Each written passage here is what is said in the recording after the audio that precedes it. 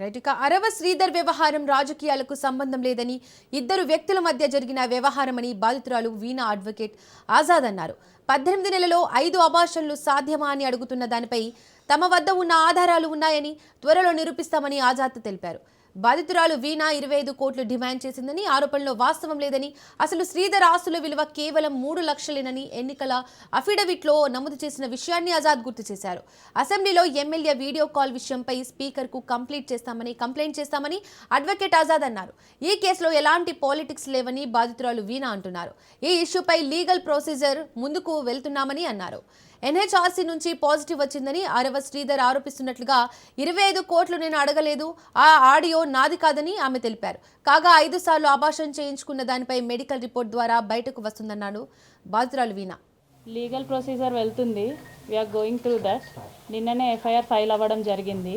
FIR copy మేము తీసుకుంటున్నాం, ఆ ప్రొసీజర్లో ఉన్నామన్నమాట. సో ఎన్హెచ్ఆర్సీ వాళ్ళ నుంచి కూడా ఒక పాజిటివ్ రివ్యూ అయితే వచ్చింది, దాన్ని కూడా ఫాలో అప్ చేస్తున్నాం. ఉమెన్ కమిషన్కి కూడా విజయవాడకి వెళ్తున్నాం. అండ్ ఇంకొకటి 25 కోట్లు అనేది నేను అడగలేదండి, ఆ వాయిస్ నాది కాదు. ఆ 29 సెకండ్స్ వాయిస్ నేను మాట్లాడలేదు. సో ఆ డివైస్ ఎవరితో మాట్లాడాను, ఏమని మాట్లాడాను అని ఫస్ట్ లాస్ట్ కాన్వర్జేషన్ మాకు ఇస్తే మేము దాన్ని డివైస్ చెక్ చేయిస్తాము. నేనైతే ఆ మాటలు మాట్లాడలేదు.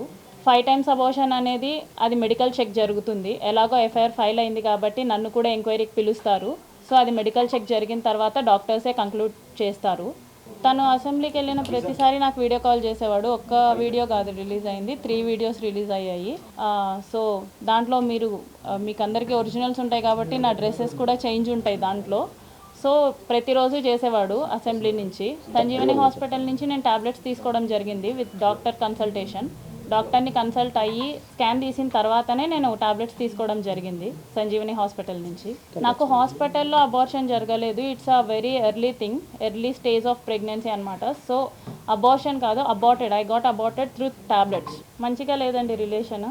అతను ఒకనొక టైంలో 1 ఇయర్ తర్వాత నాకు తెలిసిన విషయం ఏంటంటే అతను నాతో మాత్రమే కాదు ఇంకొక 6 మంది అమ్మాయిలతో మాట్లాడుతున్నాడు. అతని ఎఫర్ట్స్ అతను పెట్టడం జరిగింది. సో నా సేఫ్ సైడ్కి పెళ్ళి అన్నాడు, పెళ్ళి చేసుకుంటే వెల్ అండ్ గుడ్ అనుకున్నాను. సో నా సేఫ్ సైడ్కి నేను రేపు మోసం జరిగినా సరే ఏది జరిగినా సరే నాకు చెప్పుకోవడానికి ఉండాలి కాబట్టి నేను రికార్డ్ చేసుకున్నాను. ఈ పెళ్ళి అనే టాపిక్ శ్రీధర్ వాళ్ళ మమ్మీకి ముందే తెలుసా? తెలుసండి, అందరికీ తెలుసు. ముక్తా ఫ్యామిలీ